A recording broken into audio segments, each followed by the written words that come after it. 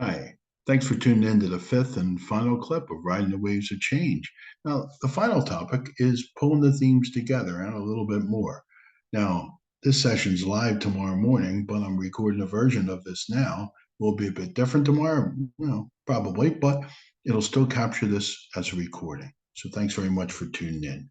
And as all the other sessions are telling us, what you do with this is up to you. Same ground rules apply. We're not telling anybody what to do, but we're putting ideas out there that are going to be helpful. So if you're going to use any of these skills, these included, use them in calm time so they become more natural in your way to respond to things. You get into the habit of doing it, and they become healthy habits. Don't wait till you're under immense pressure to begin to try to use them. It might be a bit of a struggle for you. Coping skills are not a one size fits all. So, it's not just, one thing that's going to work for everyone, and have realistic expectations.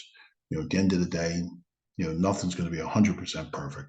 And you can combine the skills, link them together, create a sequence of these skills. But key thing we're saying, there's no quick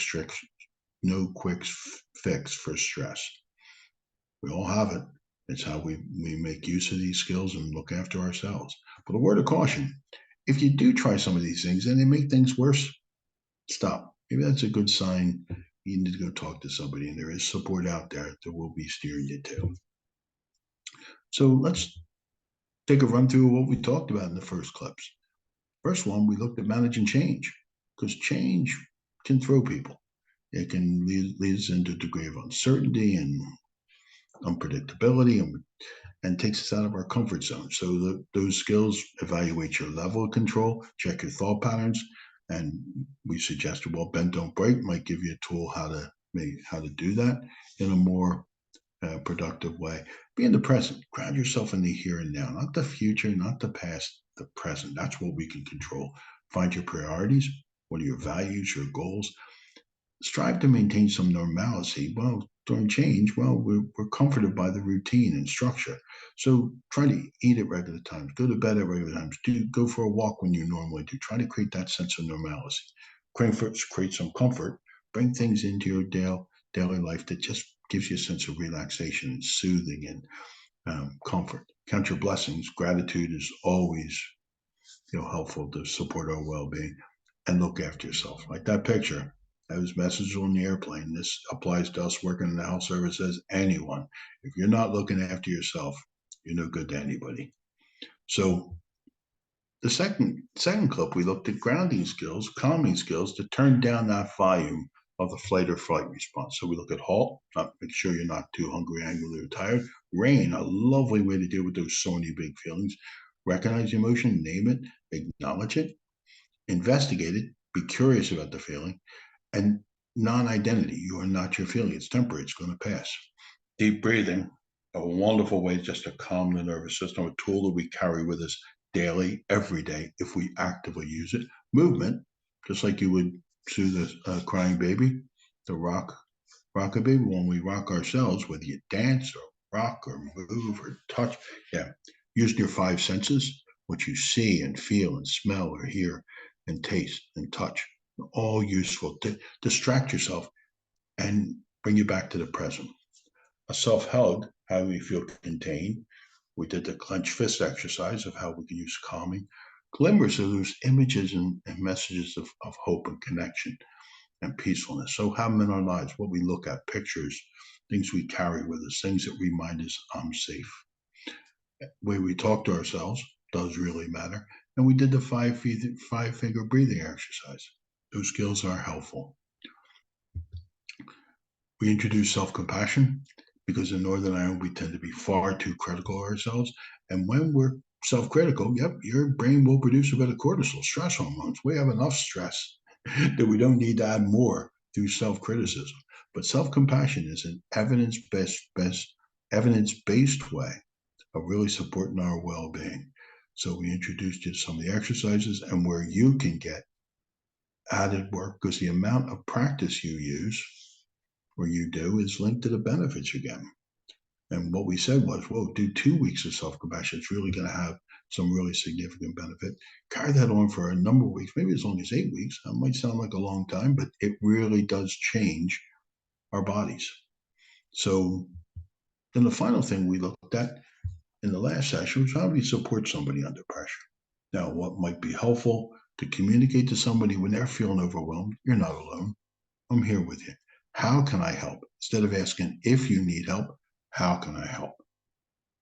Changes the way you're asking that question. Might need to take a break. You're acknowledging the stress. You're validating their feelings. We all need words of encouragement. And human beings need to feel, look, we're not alone. I'm here if you want to talk. Things you should avoid saying, okay, everything will be okay. Well, they aren't right now. Um, we're all stressed out right now. That doesn't acknowledge it. And to tell people to calm down, we're tempted to. It's promoting action, but we're not telling them how to do it. Some more helpful things to say might be, look, I understand this is upsetting for you. If things are really out of control, it's hard to talk to me when things are so intense. And you're saying, I'm going to pause for a moment to slow things down. What you're modeling is using relaxation, whether it's breathing or movement or touch. You're modeling that I can control. Even if they don't follow your lead, it's how to do it. I'm here with you through this. Is communicating you're not alone. And how can I help us move through? Communicates action. And sometimes a final thing to say is, do you need to vent or would you like some advice? Let's give them choice. Some people just need to unload, but be giving them choice. Or would you like some advice of how to get through it? Just some ideas. So most of us, when we have stress and we're experiencing stressful things, well, that stress is temporary. They're usually with stressful things, there's light at the end of the tunnel. It's going to be temporary. So maybe what might be useful to help us think about this is principles of coping could give us a roadmap for getting through tough situations. Now, this is in Bend Don't Break. You're choosing rules to live your life by that might be helpful for you. Now, no thought or feeling's wrong. It's what you do with that feeling that really counts. And be aware of the way your body is reacting as a buildup to stress. Do something earlier rather than later. Early intervention is always more useful from waiting to respond at a time of crisis. You're not alone. We're all not alone. Ask for help if you feel you need it. And in Northern Ireland, we do tend to say, yeah, I'm okay. Well, it's recognizing when we do need a little bit of help and get it earlier. And if you are feeling overwhelmed, well, take a break. Try to reduce the activities and pressure for a period of time to build yourself back up if you can. Recognize family and friends, well, they have and colleagues, they have their feelings too. This should be three separate lines because they're three separate things. Try to have fun, do something enjoyable, do something relaxing, soothing the body, and be physically active every day. Because we know when we're physically active and relaxed, we're producing those four chemicals in the brain that counter all of those stress hormones. Dopamine, that's related to pleasure. Oxytocin, that helps us feel safe and connected. Serotonin, it's going to regulate our mood. And endorphins block pain. You get into a good state of relaxation or physically active, they're going to build all four of them. Now, when pressure builds and things are all muddled up, you can work out to solve some of those problems, spread them out, not just one big lump. And feeling guilty and worrying about things you can't change is usually a drain of energy. And give yourself credit for whatever coping you're doing. There's no quick fix or step, but give yourself credit for the coping you are doing. And when you value and respect yourself and see your strengths, that's why we have that strength exercise in both Bend Don't Break and self-compassion, because we don't tend to see our strengths when we're under pressure. Those principles of coping, I wonder which of them might help you through a stressful situation. Now, let's finish with revisiting two of the calming techniques that I use most of the time, or I use most. Not most of the time, I use these quite regularly.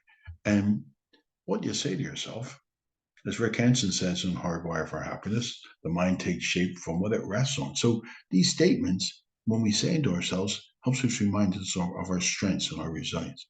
Yeah, I can get through this. I'm not going to let myself be a victim. Life's not fair. This too shall pass. It's going to be short term. This is temporary. What can I learn from this? Because there's always learning in most life situations. I need some time to calm down. I have some things to be grateful for. Gratitude No matter how stressful things get, there's always something there that we could be grateful for. What does Helen Keller say? When one door closes, another opens. But if we're always looking at the door that closed, we don't see the one that just opened. So keep an eye on what you're grateful for. What are those good things that happen to us on a daily basis? It is what it is. Sometimes we just can't change things. We just have to accept it. And a big one, I'm going to let this go. Choose your battles. So those are sayings I use quite regularly. And I use this next one. I'm sitting in the Ulster Hospital waiting for a fairly invasive test that I wasn't real happy about getting. I was anxious. Feet on the floor. I did that one. But I'm sitting in the waiting room waiting for my test to come, and I did 5 finger breathing. I'm sure people looked at me thinking, what is this guy doing? But I'm sitting with my hand open. And I'm just tracing my finger as I'm breathing deeply. When I got to the little finger, I just reversed and I just kept doing that until I felt in a relaxed, calm state. One of those little techniques to calm our nervous system, turn that fight or flight response down a little bit. And did it work? Yes, it did. I went through the test. It was temporary. In a short time, I was out in the car on the drive home, but that helped me get ready for it. So it's our hope that all we talked about in these clips can help you not only during this time of major change in the health service, but at any time when you have transition, change, pressure, stress. Now, remember, there is support out there for you. And staff well-being, I was delighted when they put that out. Here's where you can get help. It's on LiveWell, all trust emails. This, this is visible, so you know what support is there for you. The important thing is getting back to principles of coping. If we're, ask for help when you need it. There's a strength in being able to ask for help. And the 2 self-help packages are in that, both Bend, Don't Break, and Self-Compassion. We hope people do find these helpful because both ways of work and the amount of practice is linked to the benefits. And we hope this gives people the tools to keep using the material and build this into a regular part of their lives. So these 5 clips, they're going to be, they have been recorded because we know when the sessions were live, people were busy. They didn't have time to join us on those Monday or those mornings at 9:00. Fair enough. So, but if they're recorded, you can watch them at your own pace, but not just for right now when we're introducing new change, but at any time. What's in this can help us deal with any stressful situation. The 4 papers, the details are available. And like I said in every clip, any feedback is greatly appreciated. Thank you for watching any of these. I really do hope you find helpful. And as we said in the very beginning, you choose because it's your agency, your active choice. With confidence, I can do that. Optimism, yeah, that could be helpful. Then when you do it, keep doing it. Thanks very much. And we really hope you do well through this next while. But as we move into 2024, whole new year, whole new set of challenges and pressures, but also opportunities. Thanks very much.